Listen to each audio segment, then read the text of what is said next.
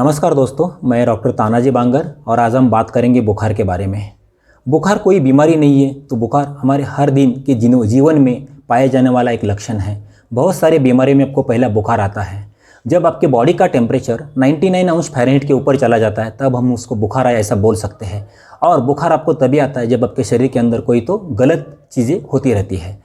हमारे बुखार को कंट्रोल रखना या बॉडी का टेम्परेचर को रेगुलेशन करने में हमारे ब्रेन में हाइपोथैलेमस नाम का एक पोर्शन रहता है जिसका काम हमारे बॉडी का टेम्परेचर रेगुलेट करना।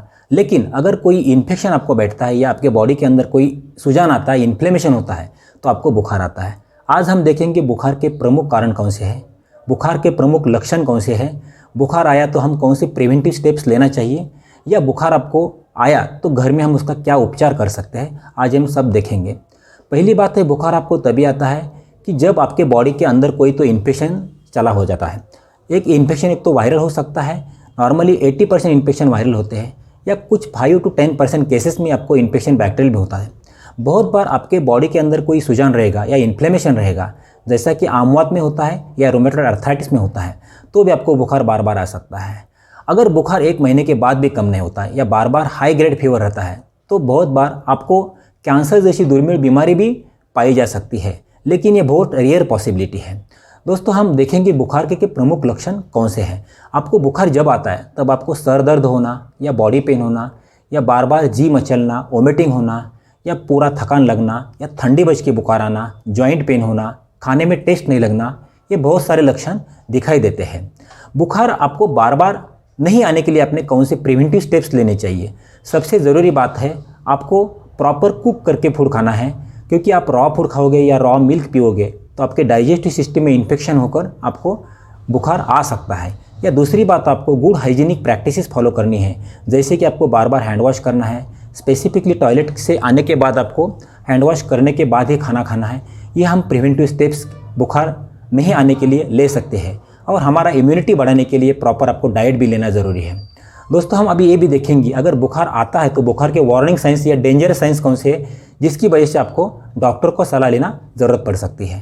अगर बुखार आपका 103 अंश फ़ारेनहाइट के ऊपर चला जाता है, या आपको बुखार 2-3 दिन के बाद भी कम नहीं हो रहा है, या बुखार के साथ साथ आपको चेस्ट में टाइटनेस लग रहा है, सांस लेने में तकलीफ हो रही है, या आपको कंटिन्यूस वोमिटिंग हो रहा है, बहुत सारा डिहाइड्रेशन होता है, या बुखार के साथ साथ आपको कन्फ्यूजन लग रहा है, या सीजर्स आते हैं या कन्वर्जन होता है, तो आपको डॉक्टर का सलाह लेना बहुत ज़रूरी है।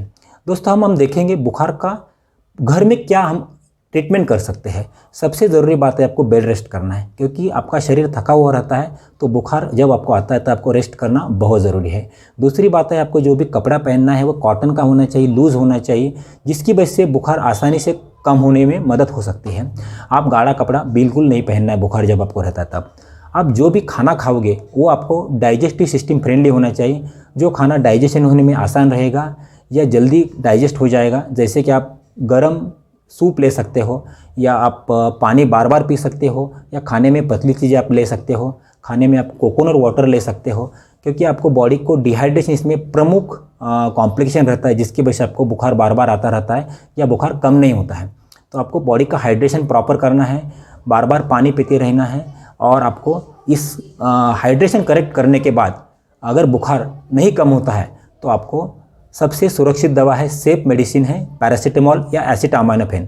मार्केट में इसके बहुत सारे ब्रांड हैं, जैसे कि क्रोसिन है, कालपॉल है, डोलो है, फिपेनिल है।